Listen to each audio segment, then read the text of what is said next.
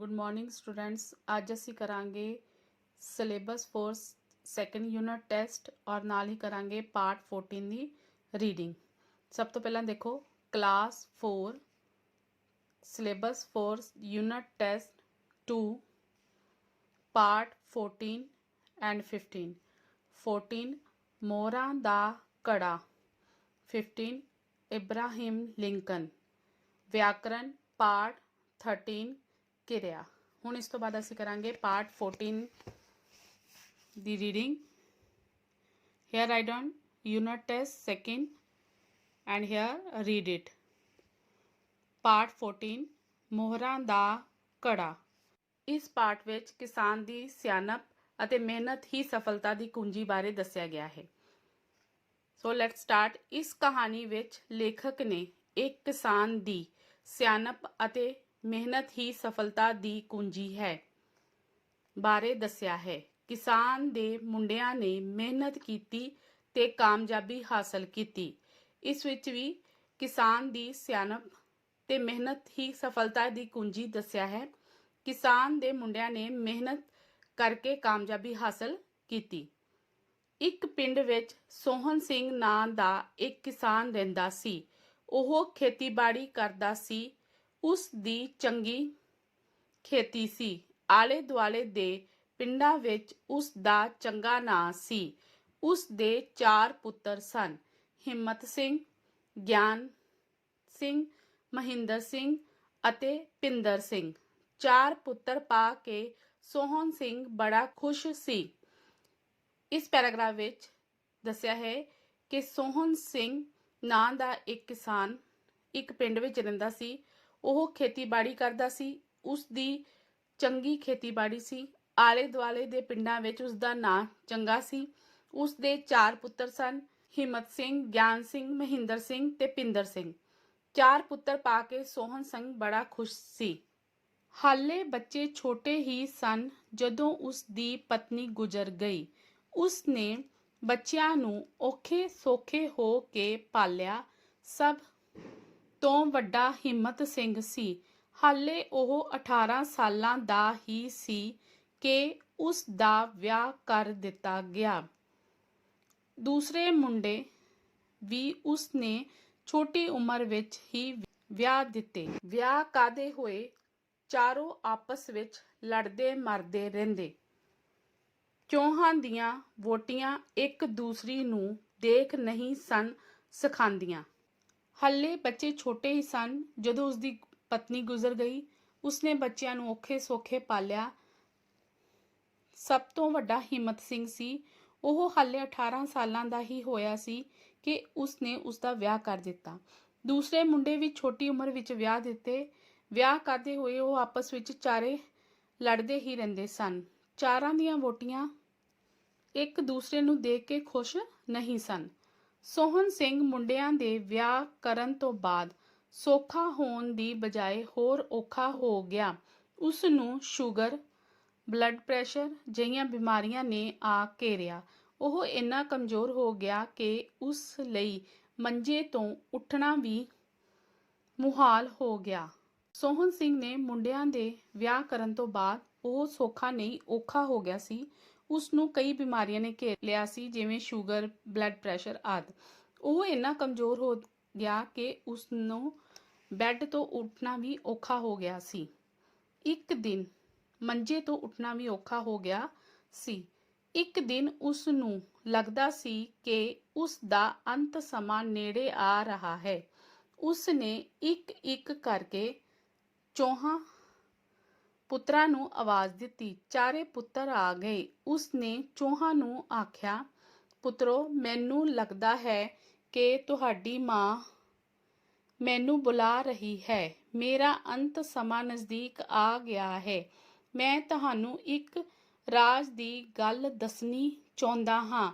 ਮੈਂ ਆਪਣੇ ਖੇਤਾਂ ਵਿੱਚ ਇੱਕ ਘੜੇ ਵਿੱਚ ਕਾਫੀ ਸਾਰੀਆਂ ਮੋਹਰਾਂ ਦੱਬੀਆਂ ਹੋਈਆਂ ਹਨ। ਅੱਜ ਉਹਨਾਂ ਦੀ ਕੀਮਤ ਲੱਖਾਂ ਰੁਪਏ ਹੈ। ਮੈਂ ਚਾਹੁੰਦਾ ਹਾਂ ਕਿ ਤੁਸੀਂ ਮੇਰੇ ਮਰਨ ਮਗਰੋਂ ਉਸ ਨੂੰ ਕੱਢ ਲਿਆਵੋ ਤੇ ਆਪਣਾ ਜੀਵਨ ਸੁਖੀ ਸੁਖੀ ਬਿਤਾਵੋ। ਇਸ ਵਿੱਚ ਦੱਸਿਆ ਹੈ ਕਿ ਇੱਕ ਦਿਨ ਉਸ ਨੂੰ ਲੱਗ ਰਿਹਾ ਸੀ ਕਿ ਮੇਰਾ ਮਰਨ ਕੰਢੇ ਨੇੜੇ ਆ ਰਿਹਾ ਹੈ। ਉਸ ਨੇ ਇੱਕ ਇੱਕ ਕਰਕੇ ਚਾਰਾਂ ਪੁੱਤਰਾਂ ਨੂੰ ਆਵਾਜ਼ ਦਿੱਤੀ। ਚਾਰੇ ਪੁੱਤਰ ਆ ਗਏ। ਉਸ ਨੇ ਚੌਹਾਂ ਨੂੰ ਆਖਿਆ, ਪੁੱਤਰੋ, ਮੈਨੂੰ ਲੱਗਦਾ ਹੈ ਤੁਹਾਡੀ ਮਾਂ ਮੈਨੂੰ ਬੁਲਾ ਰਹੀ ਹੈ। ਮੇਰਾ ਅੰਤ ਸਮਾਂ ਨਜ਼ਦੀਕ ਆ ਗਿਆ ਹੈ। ਮੈਂ ਤੁਹਾਨੂੰ ਇੱਕ ਰਾਜ ਦੀ ਗੱਲ ਦੱਸਣਾ ਚਾਹੁੰਦਾ ਹਾਂ ਕਿ ਮੈਂ ਆਪਣੇ ਖੇਤਾਂ ਵਿੱਚ ਬਹੁਤ ਸਾਰੀਆਂ ਮੋਹਰਾਂ ਘੜੇ ਵਿੱਚ ਦੱਬੀਆਂ ਹੋਈਆਂ ਹਨ। ਅੱਜ ਉਹਨਾਂ ਦੀ ਕੀਮਤ ਲੱਖਾਂ ਰੁਪਏ ਹੈ। ਤੁਸੀਂ ਮੇਰੇ ਮਰਨ ਮਗਰੋਂ ਉਸ ਨੂੰ ਕੱਢ ਕੇ ਆਪਣਾ ਜੀਵਨ ਆਰਾਮਦਾਇਕ ਬਿਤਾਣਾ। ਇੰਨਾ ਕਹਿ ਕੇ ਸੋਹਣ ਸਿੰਘ ਨੇ ਦਮ ਤੋੜ ਦਿੱਤਾ। ਪੁੱਤਰਾਂ ਨੇ ਬਾਪੂ ਦਾ ਸੰਸਕਾਰ ਕੀਤਾ। ਬਾਪੂ ਦਾ ਭੋਗ ਪੈਣ ਤੋਂ ਬਾਅਦ ਚਾਰੇ ਭਰਾ ਇਕੱਠੇ ਹੋਏ। ਵੱਡਾ ਭਰਾ ਹਿੰਮਤ ਬੋਲਿਆ, ਤੁਸੀਂ ਬਾਪੂ ਦੀ ਗੱਲ ਸੁਣੀ ਸੀ ਨਾ? ਮੈਂ ਚਾਹੁੰਦਾ ਹਾਂ ਕਿ ਆਪਾਂ ਕੱਲ ਨੂੰ ਹੀ ਖੇਤਾਂ ਵਿੱਚ ਜਾਈਏ ਤੇ ਮੋਹਰਾਂ ਵਾਲਾ ਘੜਾ ਕੱਢ ਲਿਆਈਏ। ਇੰਨਾ ਕਹਿ ਕੇ ਸੋਹਣ ਸਿੰਘ ਨੇ ਆਪਣਾ ਦਮ ਤੋੜ ਦਿੱਤਾ ਤੇ ਪੁੱਤਰਾਂ ਨੇ ਬਾਪੂ ਦਾ ਸੰਸਕਾਰ ਕੀਤਾ ਤੇ ਬਾਪੂ ਦਾ ਭੋਗ ਪੈਣ ਮਗਰੋਂ ਚਾਰੇ ਭਰਾ ਇਕੱਠੇ ਹੋਏ ਤੇ ਵੱਡੇ ਭਰਾ ਨੇ ਬਾਕੀਆਂ ਨੂੰ ਕਿਹਾ ਕਿ ਆਪਾਂ ਖੇਤ ਵਿੱਚ ਜਾ ਕੇ ਮੋਹਰਾਂ ਵਾਲਾ ਘੜਾ ਕੱਢ ਲਿਆਈਏ। ਤਾਂ ਨੈਕਸਟ ਪੇਜ। ਚੌਹਾਂ ਨੇ ਅਗਲੇ ਦਿਨ ਕਈਆਂ ਚੁੱਕੀਆਂ ਤੇ ਖੇਤਾਂ ਨੂੰ ਚੱਲ ਪਏ। ਸਾਰਾ ਦਿਨ ਉਹ ਜ਼ਮੀਨ ਖੋਦਦੇ ਰਹੇ। ਉਹਨਾਂ ਨੂੰ ਕਿਤਿਓਂ ਘੜਾ ਨਾ ਲੱਭਾ। ਕਹਿੰਦੇ ਹਨ ਕਿ ਲਾਲਚ ਬੰਦੇ ਕੋਲੋਂ ਵੱਡੇ ਵੱਡੇ ਕੰਮ ਕਰਾ ਲੈਂਦਾ ਹੈ। ਉਹ ਖੇਤਾਂ ਵਿੱਚ 15-20 ਦਿਨ ਜਾਂਦੇ ਰਹੇ। ਜ਼ਮੀਨ ਖੋਦਦੇ ਤੇ ਥੱਕ ਹਾਰ ਕੇ ਘਰ ਆ ਜਾਂਦੇ ਰਹੇ। ਉਹਨਾਂ ਨੂੰ ਕਿਤਿਓਂ ਘੜਾ ਨਾ ਮਿਲਿਆ। ਚੌਹਾਂ ਨੇ ਅਗਲੇ ਦਿਨ ਖੇਤ ਵਿੱਚ ਜਾ ਕੇ ਜ਼ਮੀਨ ਖੋਦਣੀ ਸ਼ੁਰੂ ਕਰ ਦਿੱਤੀ ਘੜਾ ਲੱਭਣ ਲਈ। ਲਾਲਚ ਬੰਦੇ ਨੂੰ ਵੱਡੇ ਵੱਡੇ ਕੰਮ ਵੀ ਕਰਵਾ ਦਿੰਦੀ ਹੈ। 15 ਦਿਨ ਉਹ ਜ਼ਮੀਨ ਖੋਦਦੇ ਤੇ ਥੱਕ ਹਾਰ ਕੇ ਘਰ ਆ ਜਾਂਦੇ। ਉਹਨਾਂ ਨੂੰ ਕਿਤੋਂ ਵੀ ਘੜਾ ਨਾ ਲੱਭਿਆ। ਇੱਕ ਦਿਨ ਉਹ ਜ਼ਮੀਨ ਖੋਦ ਰਹੇ ਸਨ ਕਿ ਪਿੰਡ ਦਾ ਸਰਪੰਚ ਉੱਧਰ ਆ ਨਿਕਲਿਆ। ਉਸਨੇ ਪੁੱਛਿਆ, ਹਿੰਮਤ ਸਿਆਂ, ਮੈਂ ਕਿੰਨੇ ਦਿਨਾਂ ਤੋਂ ਦੇਖ ਰਹਾ ਤੁਸੀਂ ਖੇਤਾਂ ਨੂੰ ਖੋਦ ਕੇ ਚਲੇ ਜਾਂਦੇ ਹੋ ਪਰ ਉਹਨਾਂ ਵਿੱਚ ਬੀਜਦੇ ਕੁਝ ਨਹੀਂ, ਕੀ ਗੱਲ ਹੈ? ਉਸ ਸਮੇਂ ਜਦੋਂ ਉਹ ਜ਼ਮੀਨ ਖੋਦ ਰਹੇ ਸਨ, ਪਿੰਡ ਦਾ ਸਰਪੰਚ ਉੱਥੋਂ ਨਿਕਲਿਆ ਤੇ ਉਸਨੇ ਹਿੰਮਤ ਸਿੰਘ ਨੂੰ ਕਿਹਾ ਕਿ ਮੈਂ ਕਿੰਨੇ ਦਿਨਾਂ ਤੋਂ ਦੇਖ ਰਿਹਾ ਸਾਂ ਕਿ ਤੁਸੀਂ ਜ਼ਮੀਨ ਖੋਦਦੇ ਹੋ ਤੇ ਬੀਜਦੇ ਕੁਝ ਨਹੀਂ, ਕੀ ਗੱਲ ਹੈ? ਸਰਪੰਚ ਸਾਹਿਬ, ਤੁਹਾਨੂੰ ਕੀ ਦਸੀਏ? ਬਾਪੂ ਮਰਦਾ ਹੋਇਆ ਸਾਨੂੰ ਦੱਸ ਗਿਆ ਕਿ ਖੇਤਾਂ ਵਿੱਚ ਮੋਹਰਾਂ ਦਾ ਘੜਾ ਦੱਬਿਆ ਹੋਇਆ ਹੈ। ਸਾਨੂੰ ਮਿੱਟੀ ਨਾਲ ਮਿੱਟੀ ਹੁੰਦਿਆਂ ਅੱਜ 20 ਦਿਨ ਹੋ ਚੁੱਕੇ ਹਨ। ਸਾਨੂੰ ਕਿਤਿਓਂ ਉਹ ਘੜਾ ਨਹੀਂ ਲੱਭਾ। ਸਾਨੂੰ ਦੱਸੋ ਹੁਣ ਕੀ ਕਰੀਏ? ਹਿੰਮਤ ਸਿੰਘ ਬੋਲਿਆ। ਉਹ ਸਰਪੰਚ ਨੂੰ ਕਹਿੰਦਾ ਹੈ ਕਿ ਮਰਨ ਲੱਗਿਆ ਬਾਪੂ ਸਾਨੂੰ ਦੱਸ ਗਿਆ ਹੈ ਕਿ ਖੇਤਾਂ ਵਿੱਚ ਇੱਕ ਘੜਾ ਦੱਬਿਆ ਹੋਇਆ ਹੈ। ਸਾਨੂੰ ਸਖਤ ਮਿਹਨਤ ਕਰਦਿਆਂ 15-20 ਦਿਨ ਹੋ ਚੁੱਕੇ ਹਨ ਪਰ ਸਾਨੂੰ ਕੁਝ ਨਹੀਂ ਦੱਸਿਆ। ਹੁਣ ਦੱਸੋ ਅਸੀਂ ਕੀ ਕਰੀਏ? ਸਰਪੰਚ ਬੜਾ ਸਿਆਣਾ ਸੀ। ਉਹ ਬੋਲਿਆ, ਪੁੱਤਰੋ, ਮੇਰੀ ਮੰਨੋ ਤਾਂ ਇਸ ਖੋਦੀ ਹੋਈ ਜ਼ਮੀਨ ਵਿੱਚ ਅਨਾਜ ਬੀਜ ਦੇਵੋ। ਹੋ ਸਕਦਾ ਹੈ ਤੁਹਾਨੂੰ ਤੁਹਾਡਾ ਮੋਹਰਾਂ ਵਾਲਾ ਘੜਾ ਮਿਲ ਜਾਵੇ। ਸਰਪੰਚ ਬਹੁਤ ਸਿਆਣਾ ਸੀ। ਉਸਨੇ ਉਹਨਾਂ ਨੂੰ ਸਲਾਹ ਦਿੱਤੀ ਕਿ ਤੁਸੀਂ ਖੋਦੀ ਹੋਈ ਜ਼ਮੀਨ ਵਿੱਚ ਅਨਾਜ ਦਾ ਬੀਜ ਦਿਓ, ਹੋ ਸਕਦਾ ਹੈ ਤੁਹਾਡਾ ਘੜਾ ਮਿਲ ਜਾਵੇ। ਸਰਪੰਚ ਸਾਹਿਬ, ਗੱਲ ਤਾਂ ਤੁਸੀਂ ਸਿਆਣੀ ਹੀ ਕਹੀ ਆ।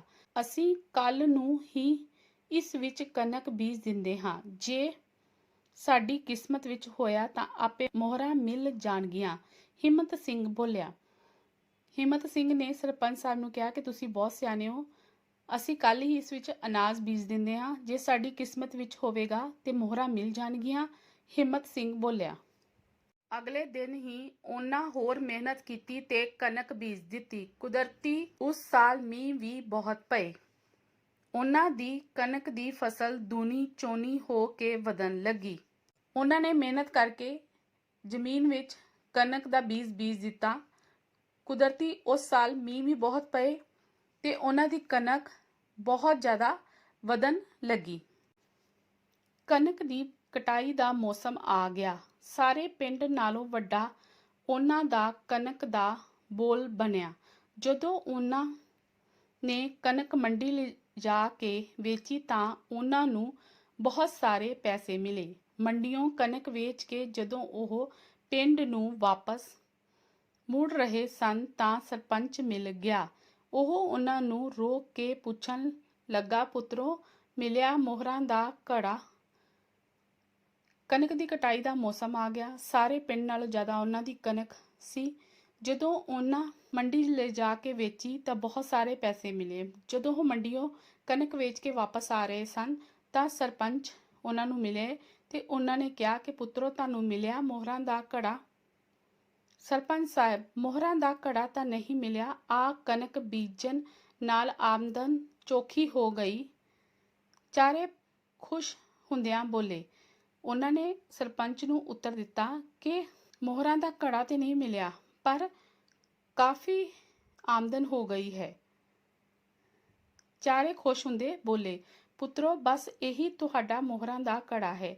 ਸੋਹਣ ਸਿੰਘ ਬਹੁਤ ਸਿਆਣਾ ਸੀ। ਉਹ ਤੁਹਾਨੂੰ ਕੰਮ ਧੰਦੇ ਤੇ ਲਾਉਣਾ ਚਾਹੁੰਦਾ ਸੀ, ਜਿਸ ਵਿੱਚ ਉਹ ਕਾਮਯਾਬ ਹੋ ਗਿਆ। ਮੇਰੀ ਮੰਨੋ ਤੇ ਉਸ ਵਾਂਗ ਮਿਹਨਤੀ ਕਿਸਾਨ ਬਣੋ। ਤੁਹਾਨੂੰ ਇੱਕ ਵਾਰ ਦੀ ਬਜਾਏ ਹਰ ਸਾਲ ਮੋਹਰਾਂ ਦਾ ਘੜਾ ਮਿਲਿਆ ਕਰੇਗਾ। ਇਹਨਾਂ ਕਹਿ ਸਰਪੰਚ ਚੱਲਦਾ ਬਣਿਆ। ਸੋਹਣ ਸਿੰਘ ਬੜਾ ਸਿਆਣਾ ਸੀ।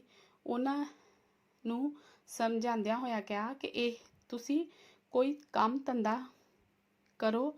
ਇਹੀ ਕਿਸਾਨ ਤੁਹਾਨੂੰ ਦੱਸਣਾ ਚਾਹੁੰਦਾ ਸੀ ਤੇ ਜਿਸ ਵਿੱਚ ਉਹ ਸਫਲ ਹੋ ਗਿਆ। ਮੇਰੀ ਮੰਨੋ, ਤੁਸੀਂ ਉਸ ਵਾਂਗ ਇੱਕ ਮਿਹਨਤੀ ਕਿਸਾਨ ਬਣੋ। ਤੁਹਾਨੂੰ ਇੱਕ ਵਾਰ ਦੀ ਬਜਾਏ ਹਰ ਸਾਲ ਮੋਹਰਾਂ ਦਾ ਘੜਾ ਮਿਲੇਗਾ। ਇਹਨਾਂ ਕਹਿ ਕੇ ਸਰਪੰਚ ਚੱਲਦਾ ਬਣਿਆ। ਚਾਰੇ ਭਰਾ ਹੈਰਾਨੀ ਨਾਲ ਕਦੀ ਸਰਪੰਚ ਨੂੰ ਜਾਂਦੇ ਦੇਖ ਰਹੇ ਸਨ ਤੇ ਕਦੀ ਆਪਣੇ ਬਾਪੂ ਦੀ ਸਕੀਮ ਤੇ ਹੈਰਾਨ ਹੋ ਰਹੇ ਸਨ। ਇੱਕ ਗੱਲ ਤਾਂ ਉਹ ਸਮਝ ਚੁੱਕੇ ਸਨ ਕਿ ਕਿਸਾਨ ਦੀ ਫਸਲ ਹੀ ਮੋਹਰਾਂ ਦਾ ਘੜਾ ਹੈ।